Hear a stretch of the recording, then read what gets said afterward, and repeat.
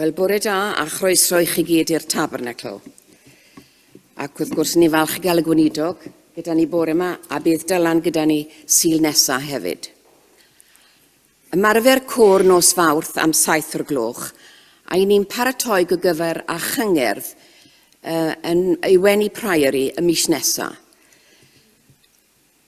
Yn dechrau dydd Mawrth hyn, fe fydd na astudiaeth feiblaidd am 10 o'r gloch ym Porthcawl. Am 10 o'r gloch, dydd Mawrth. Dydd Mawrth. Pantor Nadolig, cofiwch rhoi'ch enw I lawr yn y gyntedd.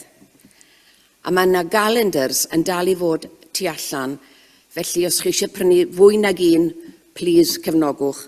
Mae'r arian I gyd yn mynd at ymchwil Alzheimer's. Ac wrth gwrs mae'n special iawn I ni ar calendar hyn. Welwch chi waith dilys ynddo fe. 10 punt a bydd Liz a Dave yn gwerthu nhw tu allan ar ôl yr Oedfa.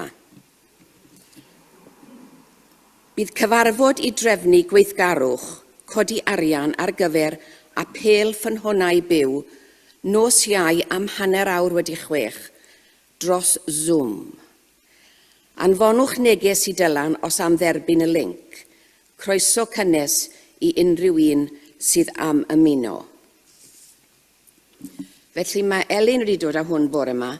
South East Wales Unitarian Society, Advanced Notice. Fe fydd na ddarlith wythnos I heddi am 3 o'r gloch yn Capel Penrhyw, St Fagan, am 3 o'r gloch, darlith ar Dr Richard Price o Tîm Ton, Llangeunor, the most original thinker ever born in Wales. A mae'r ddarlith gan Dr Hugh Williams o'r Brifysgol yn Aberystwyth. Felly wythnos I heddi am 3 o'r gloch. Wedyn cofiwch te a coffi yn y neuadd ar ôl y gwasanaeth ac wrth gwrs pob lwc I Gymru heno. A nawr fe gawn i'r casgliad. Diolch yn fawr.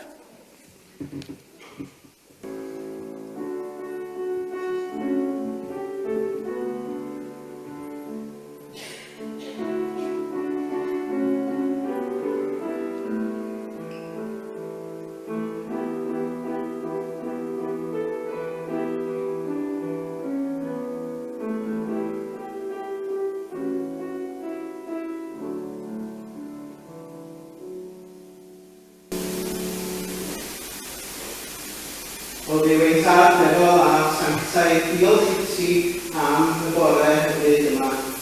A da ni'n gofyn ti dderbyn y cofio'n hyn I waith dedwy. Ac wrth I derbyn nhw, da ni'n gofyn ti dderbyn una hefyd yn yr un modd. Gan bod ni'n gofyn hyn o'r lle enw ac yn hyddiant y pathwy Iesu Grist. Amen.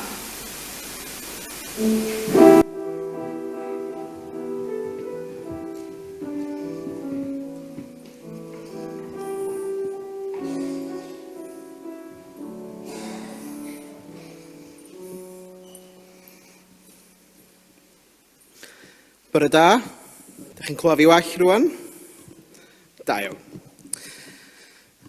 Hyfryd iawn gael eich cwmni chi eto o'r wythnos yma. Da ni yn parhau gyda yn testyn ni, gyda mis y creiad a mis yr hinsawdd. Dwi'n gwybod os da chi yn bobl sydd yn mwynhau'r tywydd poeth, pwy sydd yn hoffi'r tywydd poeth yma? Dim ond un neu ddau o ddwylo yn mynd I fyny. Mae'n siŵr bod yn anghyfforddus I gysgu yn y nos. Dwi wedi cysgu ers rhyw ddwy noson bellach. Ond, ia, mae rhywun yn gweld y tywydd poeth yn gallu bod yn anghyfforddus. Ond, mi fyddan ni yn ystod y gwasanaeth heddiw, chydig bach yn wahanol yn edrych ar straeon bobl ar draws y byd.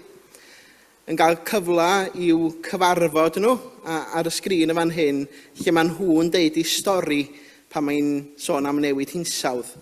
Ac mi fyddan ni yn trafod chydig bach hefyd gyda'n gilydd y bore yma.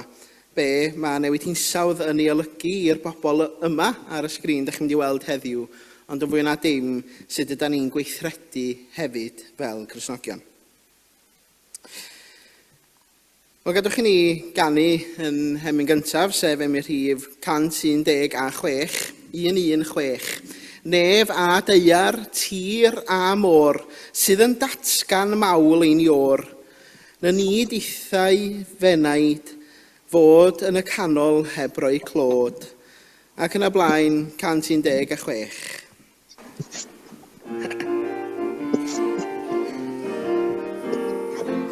Nef a deiar, tir a môr, sydd yn datgan mawl ein ior. Fyny dithau fod yn canol heb roi clod. Gwenar hael o'r cwmwl di, mwyn dangos diwon ti, clywed ser a lleiadlos, a mei fawredd yn y nos.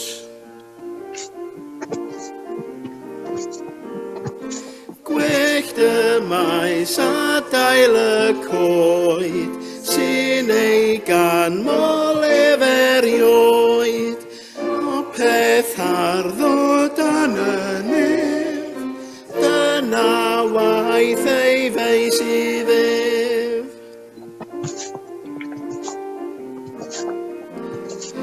Cwyd a deryn bach o'i nif, am fod yw yn dirio'n bydd, gwrendir corwyn tar ei lef, cerdd ar mech neu lwybraidd.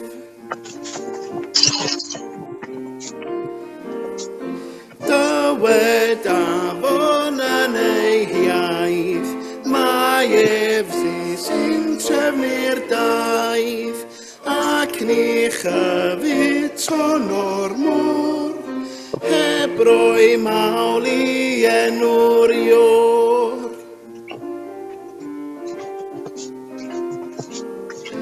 Rhyfeddwyd o ddiw fawr, yn eglur o dallu mawr, wrth y draed o dysgu mi, beth wy fi a phwy wyt ti. Adnodau o'r 5 bennod o ail lythyr Paul at y Corinthiaid. Gweinidogaeth y cymod. Felly, o wybod beth yw ofn yr arglwydd, felly yr ydym yn perswadio dynion. Y mae'r hyn ydym yn hysbys I ddiw, ac rwy'n gobeithio ei fod yn hysbys i'ch cydwybod chi hefyd. Nid ydym yn ein cymeradwyo ein hunain unwaith eto I chi, ond rhoi cyfle I chi I ymffrostio o'n hachos ni, mwyn I chi gael ateb i'r rhai sy'n cymryd wyneb dyn ac nid ei galon fel sail ei hymffrost. Os ydym allan o'n pwyll, mwyn Duw y mae hynny. Os ydym yn ein llawn bwyll, eich mwyn chi y mae hynny. Oherwydd y mae cariad Crist yn ein gorfodi ni, unwaith yn hargyhoeddir o hyn, I un farw dros bawb, ac felly I bawb farw. A bu farw dros bawb, mwyn i'r byw beidio a byw iddynt ei hunan mwyach, ond i'r un a fi farw drostynt ac a gyfodwyd. O hyn allan felly, nid ydym yn ystyried neb mewn ffordd ddynol. Hyd yn oed os buom yn ystyried Crist mewn ffordd ddynol, nid ydym yn ei ystyried felly mwyach. Felly, os yw dyn yng Nghrist, mae'n greadigaeth newydd. Aeth yr hen heibio, mae'r newydd yma. Ond gwaith Duw yw'r cyfan. Duw yr hwn sydd wedi ein cymodi ni ag ei hun trwy Grist a rhoi i ni weinidogaeth y cymod. Hynny yw, yr oedd Duw yng Nghrist yn cymodi'r byd ag ef ei hun, heb gyfri troseddau dynion yn ei herbyn, ac mae wedi ymddiried i ni neges y cymod. Felly, cenhadwn yn cynrychioli Crist ydym ni, fel pe bai Duw yn apelio atoch trwom ni. Yr ydym yn deiseb arnoch mwyn Crist, cymoder chwi a Duw. Ni wybu Crist beth oedd pechu, ond gwnaeth Duw ef yn un a phechod drosom ni, mwyn i ni fod ynddo ef yn un a chyfiawnder Duw.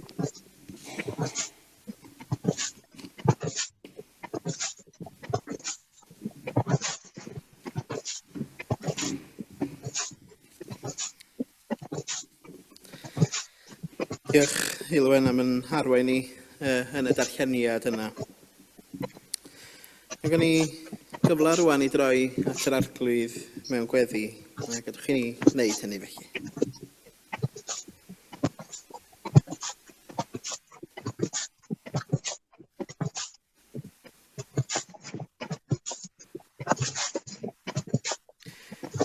O ddiw ein tad nefel a sanctaidd, da ni yn diolch i ti unwaith eto y mae'n gallu troi ata ti mewn gweddi. A bod ni'n gallu gwneud hynny gyda'n gilydd y bore yma. Bod gen ni le cyfforddus i ddod iddo fo yn y capal yma hyn. A da ni'n gwneud hynny tra fod gymaint ar draws y byd yn methu cwrdd yn ei lle o ddoliad. A hynny oherwydd fod newid yn yr hinsawdd yn ei gwneud ti'n amhosib. Yn meddwl am rhai ynysoedd yn y Pacific sydd dan ddŵr, bod eu hadeilad nhw y man addoli wedi mynd gyda'r dŵr.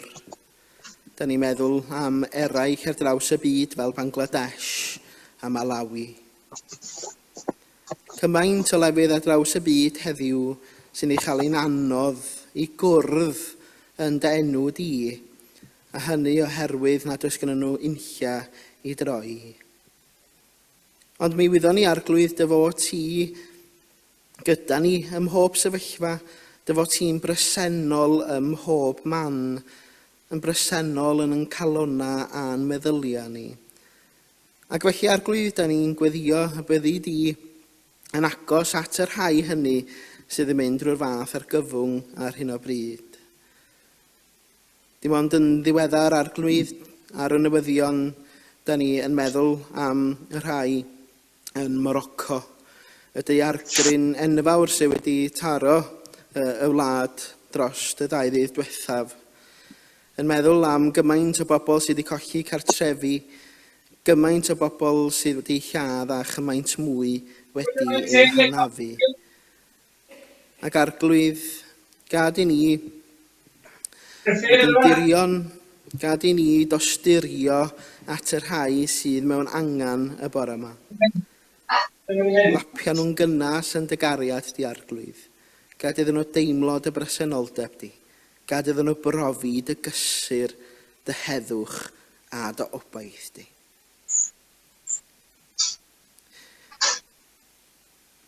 Da ni'n meddwl hefyd am bobl yn Hong Kong sydd wedi gweld y stormydd mawr diweddar. Y monsŵn sydd wedi taro'r wlad. Da ni'n gofyn i ti i'w dal nhw hefyd arglwydd yn dy gariad ath dy garedd di. Mae pob deilan, pob petal, pob gronyn, pob bod dynol yn dy glodfori Dduw'r creawdwr. Mae pob creadur yn y byd, yr holl fynyddoedd a'r moroedd mawrion, yn cyhoeddi dogoniant ysbryd cariad. Ac eto mae crafanc trachwant wedi ateflu ac arteithio dysblander di. Wedi meddiannu dyroddion a heb ei rhannu. Wedi ymhoni'n berchenog ar y ddeiar yn lle byw fel gwestai yma. Ac felly mae'r rhew yn tyneio, mae afonydd yn sychu, mae llifogydd yn llyncu'r dyfrau, a'r eira'n diflannu'r copaon. Dduw ein tad, dangos i ni sut i droedio'n dyner, sut i fyw'n syml, gan barchu a charu popeth a wnaethos di. Yn dywelwn am ychydig i gyflwyno yn gweddia personol.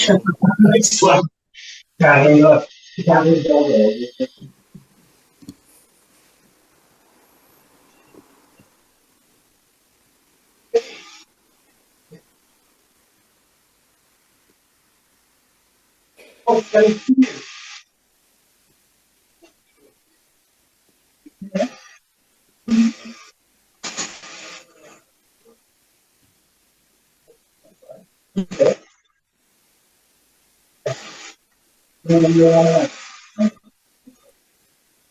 Dduw ein tad, cliwyn gweddi ni felly. Dyna bod ni'n gofyn hyn oll yn enw ac yn heiddiant yn harglwydd Iesu Grist. Yn dysgodd i weddio i ddweud gyda'n gilydd. Ein tad, o hwnnw rwyt yn y nefoedd, rhan teiddiau'r denw, deled y deyrnas, gwneler dew wychus, megis yn y nedd, felly ar y ddeiar hefyd. Dyro i ni heddiw ein bara bynyddio, a maddau ni ein dyledio, fel y maddeuwn unau i'n dyledwyr, ac nac arwain ni brofedigaeth, eithyr gwared ni rhag y drwg, gan eiddo tiw'r deyrnas, a'r nerth, a'r gogoniant, yn oes eisiau. Amen.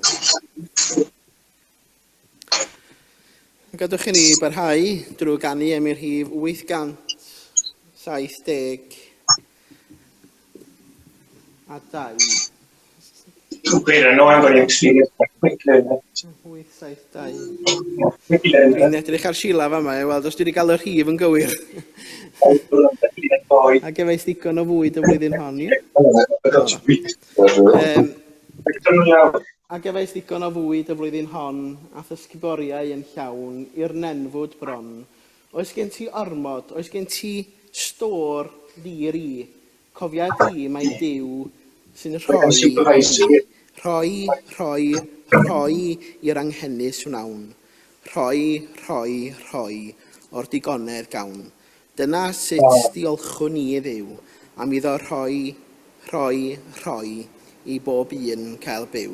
A dwi'n meddwl na ni glywed hon unwaith eto, fel bod chi'n gyfarwydd. Da chi'n dysgu lot bod yma. Da chi'n dysgu myna newydd. Da chi'n cofio pan o'n i'n yn ysgol Glaneuthwyn yn dysgu ca newydd, pan o'n i'n blentyn bach, oedd rhian gwraig Kevin yn mynd o amgylch bob un yn ni. Y glust yn agos iawn i wneud yn siŵr bod bob un o'n ni'n canu. Felly dwi'n mynd i edrych i weld os di bob un o'na chi'n canu rwan wrth i ni ganu yr hemyn yma. Felly, na ni wrando ar hon gyntaf. Gefais di o fwyd y flwyddyn hon, a thysgu boriau yn llawn i'r nenfwd bron. Oes gen ti ormod, oes gen ti stor ddiri, cofia di mai Duw sy'n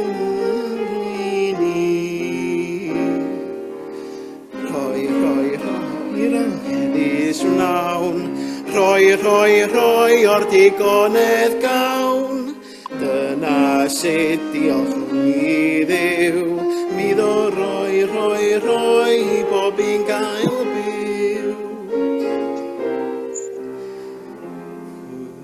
Wyt ti'n hunanol yn hawlio'r bwyd i gyd, wyt ti'n crafangu am fwy na thran o hyd. Wyt ti gynnesu am gyfran da'n ei dri, cofia di mae Dyw sydd yn rhoi i ni. Roi roi'r anghenus wnawn, roi o'r digonedd gawn, dyna sut diolch i Dduw, mi ddo roi bob un gael byw. Switcher computer on. Trech aw treisio sy'n dod â heddi'r byd, nid gwanaf gwedded na ddaw a phawb ynghyd. Rhaid i ti rannu a gwrando ar bob cri, cofia di mae Dyw sydd yn rhoi i ni. Rhoi'r anghenus wnawn, rhoi o'r digonedd gawn, dyna sut diolch i Dduw, a mi ddo rhoi bob un cael byw. Os wyt am degwch a'r cryf yn helpu'r gwan, os wyt am heddwch a phawb yn gwneud ei rhan, mae hedd a chariad yr Iesu nawr i ti, cofia di mae Dyw sydd yn rhoi i ni. Rhoi'r anghenus wnawn, rhoi o'r digonedd gawn, dyna sut diolch i Dduw, a mi ddo roi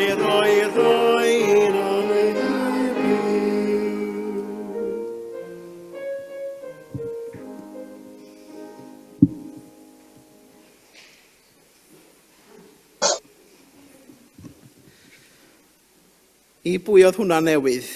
Oedd hwnna'n gan newydd I chi? Chi, ydych chi wedi cael dysgu can newydd o'n? Dwi'n ymddiheuro I bawb sy'n ar Zoom achos maen nhw'n clywed yn llais i'n fwy na neb arall. Dwi'n ymddiheuro am y benni gyntaf yn benodol felly. Ond, ia, mae'r emyn yna yn sobri rhywun I feddwl o ddifri.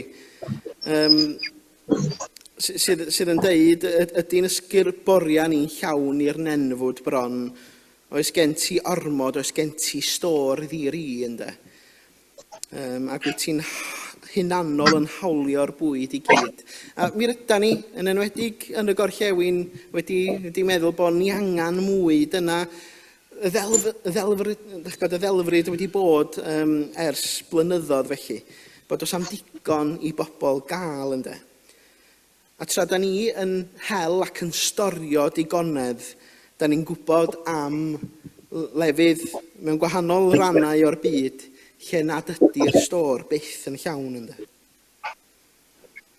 Wrth sôn am newid hinsawdd, mae rhaid I ni wybod mae'r gwledydd lleia datblygedig yn y byd sydd yn talu'r pris fwyaf. Mae effeithiau newid hinsawdd yn taro llawer o bobl glotaf y byd yn gyntaf ac yn galetaf ynde. Mae hwnna yn gweithygu yn anffodus. Mae y bobl sy'n byw mewn gwledydd clotaf y byd yn dibynnu ar amaethyddiaeth. Ac mae sychder ofnadwy a llifogydd rheolaidd yn ei gwneud ti bron iawn yn amhosib iddyn nhw dyfu cnyda, iddyn nhw ffermio felly. Maen nhw'n nid yn unig yn dibynnu ar y cnyda yna mwyn digoni ac I gadw'n fyw, I gael bwyd iddyn nhw'i hunan, ond mae rhan fwyaf ohonyn nhw hefyd yn dibynnu ar hwnna fel incwm I werthu'r hyn sydd ar ôl bwydo'i teuluoedd. Felly, nid yn unig mae o'n sôn am y tlodi a'r y bwyd angenrheidiol maen nhw angen, ond wrth gwrs mae'r economi hefyd yn y gwledydd clotaf yn dioddaf. Mae patryma tywydd eithafol ac dwi'n gwybod os welswch chi'r newyddion yn sôn am Hong Kong yn ddiweddar rwan. O'n i'n gweld ar Facebook, rhain o chi sydd ar Facebook, os oes gennych chi ffrindiau Facebook sydd mewn rhannau o'r byd lle mae yna drychineb naturiol wedi digwydd. Da chi'n gweld ar Facebook, da chi'n gallu ticio i ddweud bod chi'n saff. A ffordd Facebook ydy hwnna i ddweud bod eich ffrind chi yn saff oddi wrth y drychineb felly. Ac mi ges i rhyw 3 oedd yn byw yn Hong Kong yn ticio yn dweud bod nhw'n saff ar ôl y monsŵn yn diweddar felly. Ond mae tywydd yn mynd yn mwy eithafol. Peryglo naturiol a ffrinder, bwyd a dŵr. Mae hwnna'n bygwth bywydau pobl sydd yn taflu bobl yn fwy i mewn i dlodi. A dyna be mae cymorth Cristnogol wedi dweud yn ddiweddar ydy bod newid hinsawdd yn dwysau tlodi yn ein byd ni. A tan da ni'n dod i afal ar newid hinsawdd, allan ni ddim taclo mewn gwirionadd tlodi oherwydd bod hwnna'n dwysau bethau. Maen nhw'n dweud erbyn 2030 y galla newid yn yr hinsawdd wthio mwy na 120 miliwn o bobl yn fwy i mewn i dlodi. 120 miliwn yn fwy i mewn i dlodi. A be mae tlodi yn ei olygu yn fan hyn, y gair Saesneg maen nhw'n ei ddefnyddio ydy y bobl lle nad allith nhw rhoi bwyd ar y bwrdd ynde. Malnourished, fysa nhw'n dweud yn y Saesneg felly. 120 miliwn yn fwy o bobl i mewn i dlodi oherwydd newid yn yr hinsawdd. Mae'r darlleniad yn eithon ni ddarllen o 2 Corinthiaid 5 yn atgoffa ni ein bod ni yn llys genhadon i Grist. Hynny ydy bod ni'n cynrychioli'r arglwydd Iesu Grist ynde, ac yn bod ni'n greadigaeth newydd sydd yn arwain at weinidogaeth y cymod. A'r 2 adnod bwysig yn fan hyn i ni i gofio bore yma. Felly os oes rhywun yng Nghrist, mae'r greadigaeth newydd wedi dod. Mae'r hen wedi mynd, mae'r newydd yma. Mae hyn i gyd oddi wrth yw yr hwn a'n cymododd ni ag ef ei hun trwy Grist ac aroddwyd i ni weinidogaeth y cymod.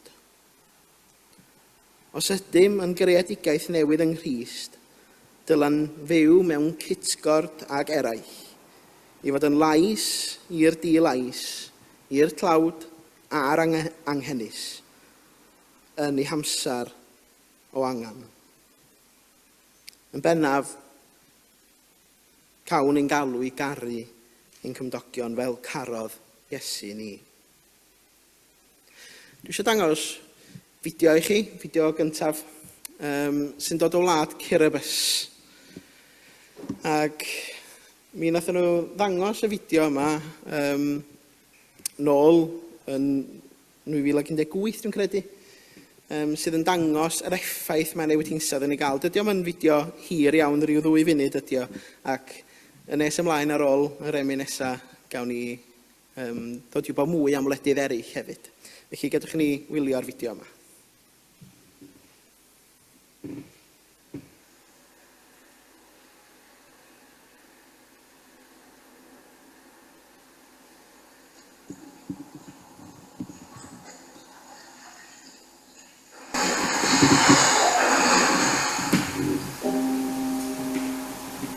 Kiribati is in the center of the world. It's right near back in the middle of the Pacific. So far away, so isolated, we thought it would be immune from the tribulations of this world.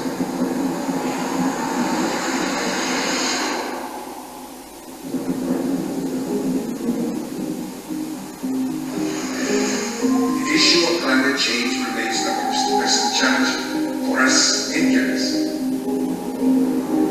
Rising sea levels have already taken a village on one of your islands. Do you see the possibility of all the people from Kiribati one day having to leave?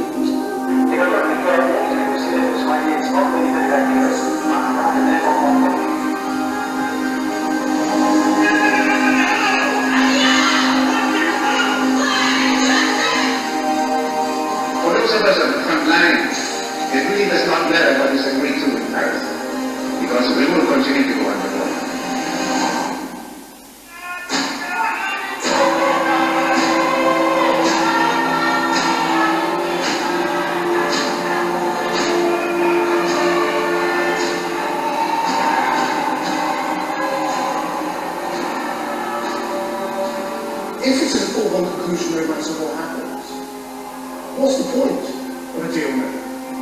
Well, that's the point where we need to survive. What is going to happen to us is going to be the fate of the rest who will follow.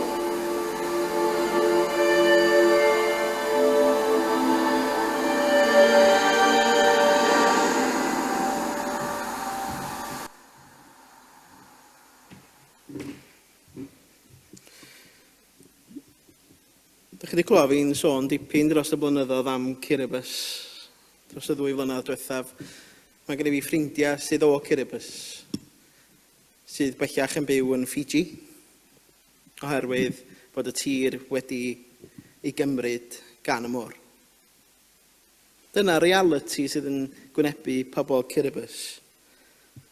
Yn deud yn y fideo'n fan yna rwan, Kiribus is at the centre of the world, meddwl fan de. And we thought we were free from the tribulation of this world.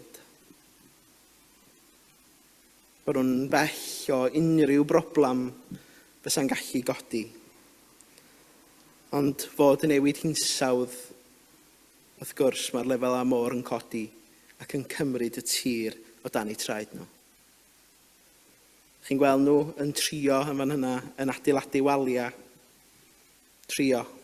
Ond am ba hyd ellith nhw godi'r waliau yma. Roedd yn deud yn y fideo hefyd beth yw'r pwynt os ydy'r môr yn mynd i gymryd Kiribus beth bynnag. Beth yw'r pwynt i chi gael rhyw ddel hefo gwledydd y byd? A mi ddwedodd y dyn yn y fideo, what is going to happen to us is going to be the fate of the rest who will follow. Mae gen i gymaint o ffrindiau sydd yn byw yn y Pacific ar hyn o bryd, lle maen nhw'n gweld y newid yn yr hinsawdd yn fwy nag yda ni. O bobl sydd wedi cyfrannu lleia i newid hinsawdd, ond yn gweld yr effaith fwyaf felly.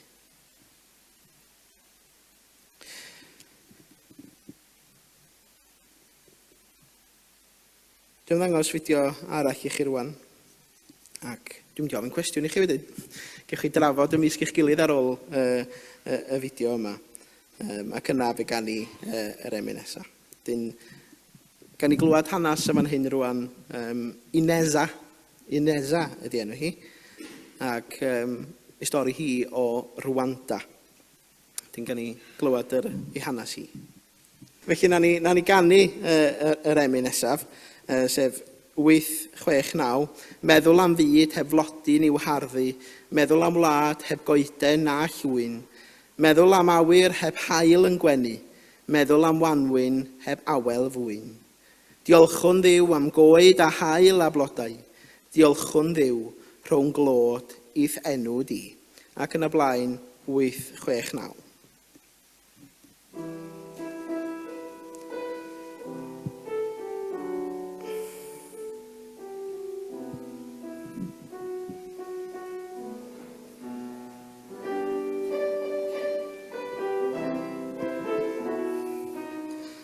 Meddwl am fyd heb flodyn i'w harddu, meddwl am wlad heb goeden a llwyn, meddwl am awyr heb haul yn gwenu, meddwl am wanwyn heb a fwyn. Diolchwn Dduw am goed a haul a blodau, diolchwn Dduw rhwng glod i'th enw di. Meddwl am fyd heb un anifail, meddwl am gau heb wartheg na cwyn, meddwl am afon heb un pysgodyn, meddwl am wawr heb adar a'i sŵn. Diolchwn Dduw am dy holl greaduriaid, diolch Dduw rhwng glod bod I phenw di.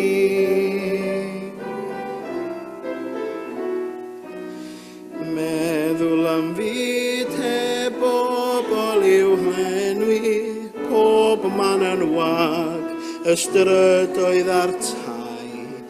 Meddwl am dref heb draffig na hewlydd, heb y mae garu neb I faddau bai. I olchwn Dduw, olchwn Dduw, bod I phenw di. Mynd yn ôl i'r llun. Mynd yn ôl i'r llun o bawb.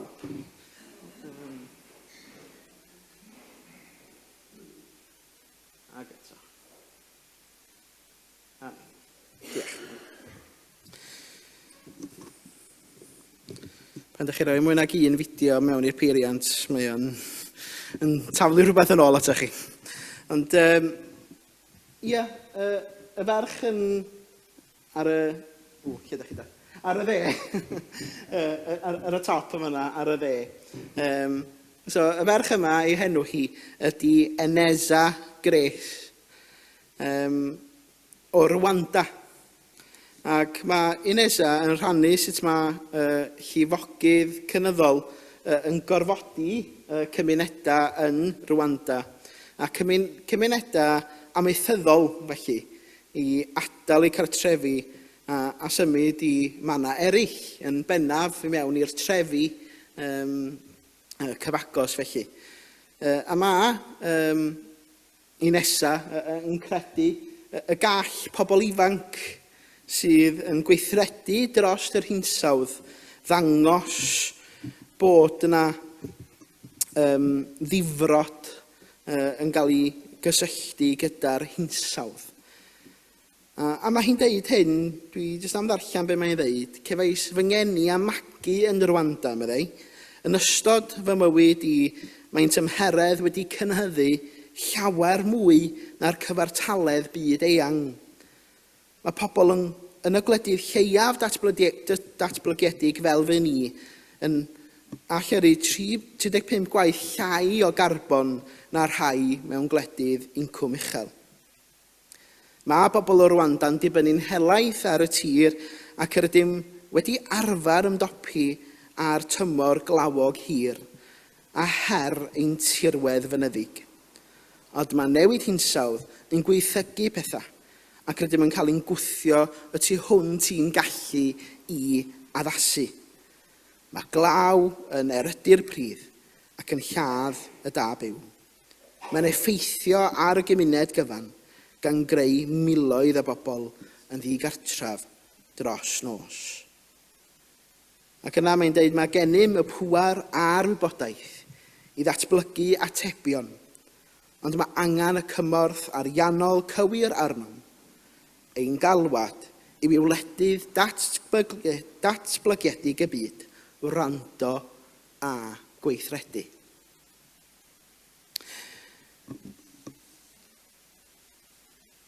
Inesa o Rwanda felly, yn gofyn arnom ni I wrando a gweithredu.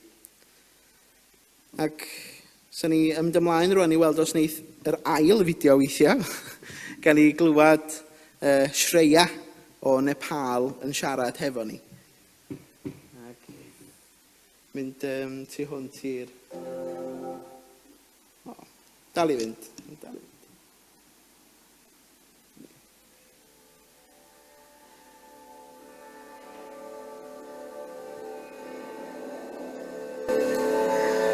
I feel so proud to be from Nepal, where people live in harmony with nature, where the climate crisis is hitting our beautiful homeland, pushing us beyond our ability to cope. The Himalayan glaciers are melting and feeding the lakes that burst and sweep away entire villages. Downstream communities can lose their lives and property in an instant. Persistent threat is terrifying. Our efforts to build stone walls to protect forest cover and villages can hold back climate change. As in all the developed countries, most Nepali people depend on agriculture for their livelihood, which makes us extremely vulnerable to climate change. the least to cultivate. My family used to farm, but no matter how hard we tried, we produced so little. It's getting warmer and new diseases are affecting crops. Like many others, we have to move to find new opportunities. Now I live in town, but here too, more intense monsoon rain causes destructive floods. Reduced harvest puts pressure on men's role in our patriarchal society. Drought has forced women to travel long distance for firewood and water, making them vulnerable to sexual exploitation. Many girls drop out of school or are married off to cope with food scarcity. I'm afraid and sad that this changes risks our society's stability. World leaders must recognize the loss and damage hitting the developed countries and take increased action by providing finance and technical support. The vicious cycle of loss and damage we face due to climate change must end now.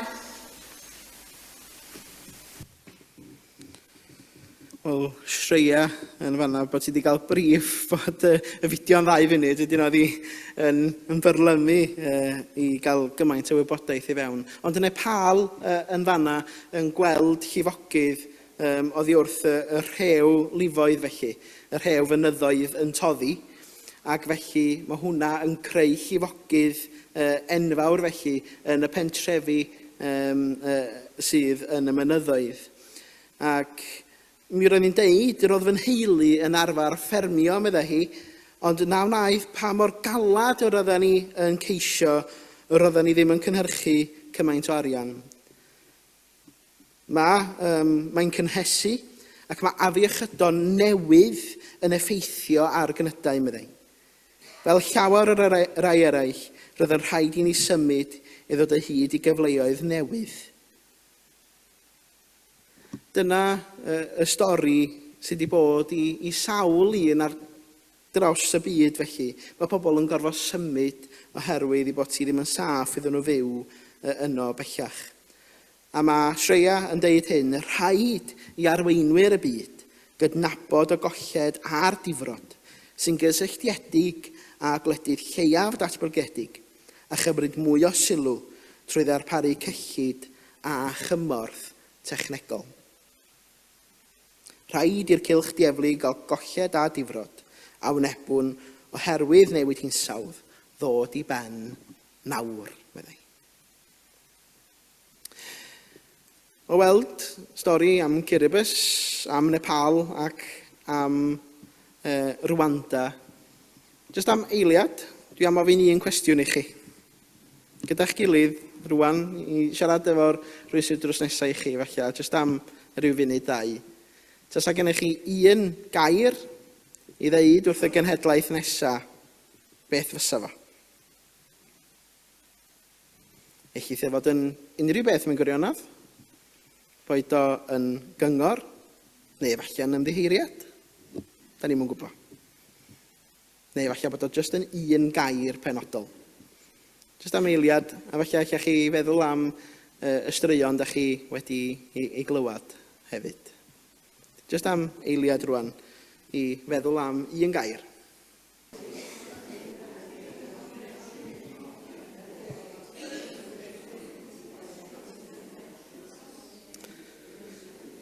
Reit, yn dod ar sgwrs i ben.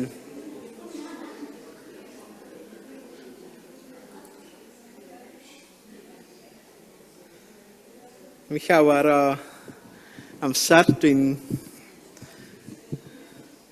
Mae'n siŵr fydd rhaid fi seiclo i Porthcawl nes ymlaen.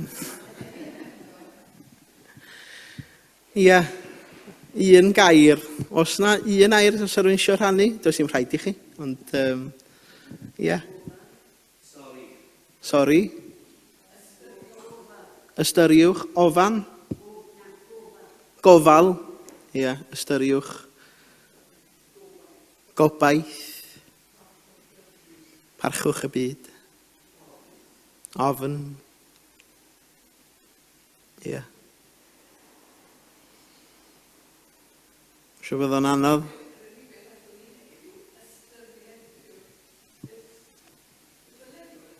Ia. Ystyried be ddylen ni fod yn gwneud, ia. Ia. Gwerthfawrogi. Ia. Ia. Pan mae rhywun yn meddwl am... Sas gen i fwy amser eich yna hyn wrth nesaf i chi. Ond sas ni'n meddwl am air i ddeud wrth y ddwy ferch da ni wedi clywed amdanyn nhw y bore yma. Un o Rwanda ac un o Nepal. Sut fysa ni yn rhannu gobaith gyda y bobl o'r gwledydd yna hefyd ynddo. Ond ia, yr ystyried yna, y gofalu hefyd. Ond i ddod yn ôl at chi'n gwybod, y darlleniad hefyd, yn bod ni yn lys genhadon i Grist felly, da ni'n cynrychioli y Meseia yn dydan. Da ni'n cynrychioli'r Meseia, da ni fel eglwys yn cynrychioli'r Meseia. A mae hwnna yn golygu bod ni mewn cymdeithas a'n gilydd, bod ni i garu'n gilydd fel nath Iesu Grist yn caru ni, a bod ni i ddod â chymod hefyd, gan bod Crist wedi dod â chymod i ni. A mae'n bwysig yn bod ni, bob tro fel Cristnogion, pan yn meddwl am newid hinsawdd, bod ni hefyd yn meddwl am yn brodyr a chwiorydd ar draws y byd. Mae'n bwysig yn bod ni'n clywed i stori nhw. Oherwydd, os nad ydym ni'n clywed i stori nhw, mae pethau'n mynd yn angof. Oherwydd nad ydy o'n effeithio arno ni yn uniongyrchol. Na ni orffan felly drwy ganu emyn 871. Dyrod y gariad i'n clymu, dy gariad fyddon ein plith. Dyrod y gariad i Gymru bendithion gwasgar fel glith.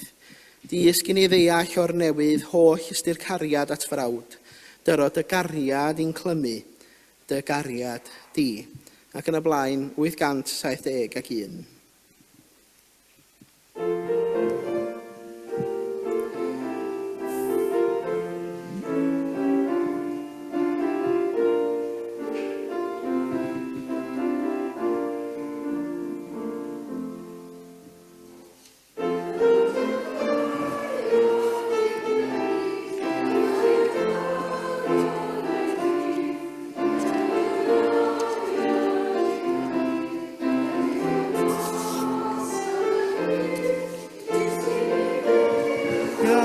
O'r newydd, holl ystyr cariad at frawd, dyrod y gariad i'n clymu.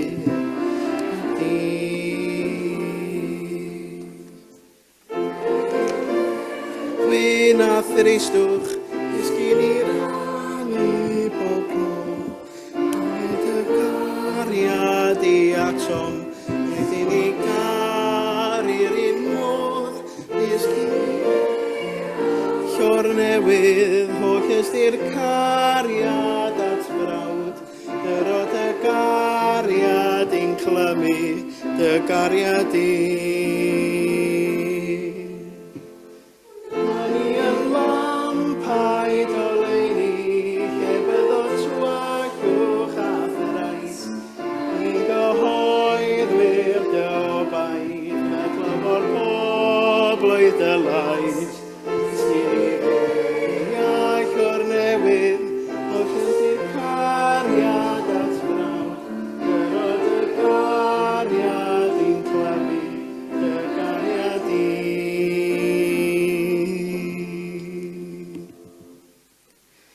Y gras yn harglwydd Iesu Grist a chariad Duw a chymdeithas yr Ysbryd Glân a fyddo gyda chi oll. Amen.